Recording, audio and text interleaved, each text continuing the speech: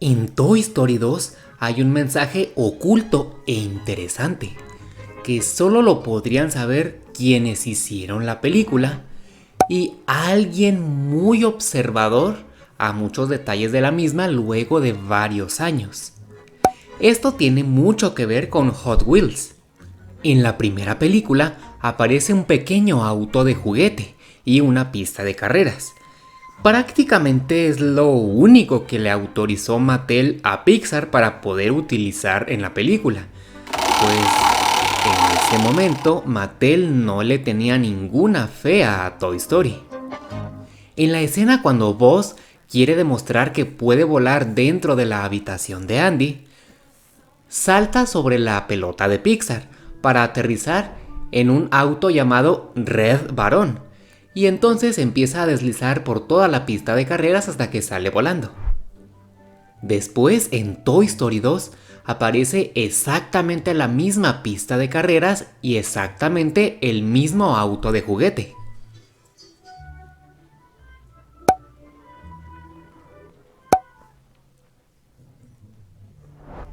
Pero para la parte final de la película, el auto cambia totalmente.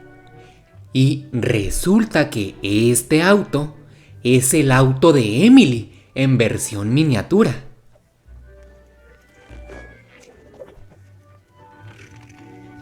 Y el que casualmente sea Jessie quien se deslice sobre él es con una intención muy clara. Se cuenta en esta historia que Jessie tuvo una tristeza por muchos años, en donde mentalmente la relación que ella le daba a la vida junto a un niño es el desenlace que fue su situación con Emily. Durante mucho tiempo ese fue su referente en cuanto a llevar una vida de pertenecer a un niño. Así que esto simbolizaba que ella estaba abriendo un nuevo camino en su vida al dar una oportunidad al ser nuevamente el juguete de un niño, en este caso, de Andy, aunque Woody le había mencionado a su hermana Molly, pero terminó siendo de Andy. Y el que hayan puesto a este auto en miniatura y sea precisamente Jessie quien surfee sobre él, indica que un pasado que le adolecía mucho, oficialmente ya lo estaba dejando atrás y cerró ese capítulo en su vida y abrazaría una nueva vida en el cuarto de Andy. Este auto en cuestión se trata de un Chevrolet Nomad de 1956, aunque Pixar le modificó el diseño de la cajuela y le agregó 4 puertas en lugar de 2, que son las que realmente tuvo el auto.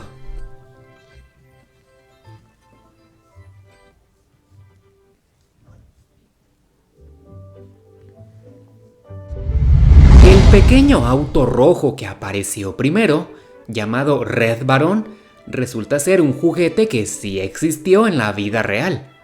Hot Wheels lo lanzó en 1969, siendo uno de los primeros juguetes que fabricó Hot Wheels. Un año después, en 1970, harían una reedición de este auto Red Baron.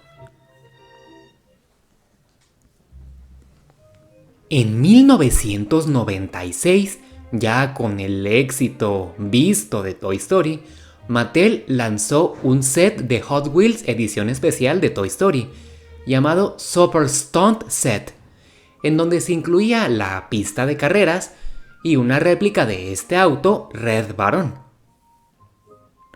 2 años después, en 1998, lanzarían un nuevo set llamado Super Stunt Bus, el cual nuevamente incluiría a este auto Red Baron y otro automóvil, además de varias figuras de cartón de los personajes para hacer un juego mucho más grande.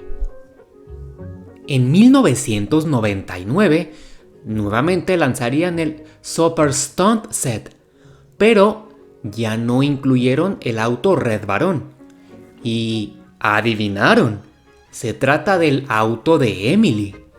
Junto con él, lanzaron una figura de Woody y Buzz que se puede montar y desmontar del auto.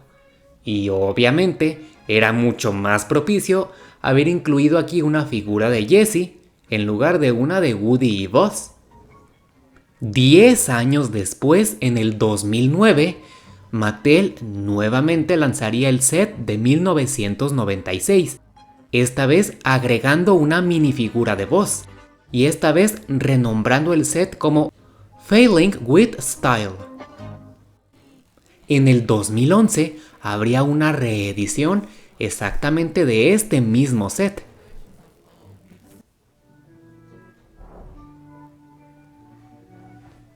Y bueno, hasta aquí el video de hoy, compartiendo esta pequeña e interesante curiosidad que se aprecia muy bien al ver esta escena con mucho cuidado.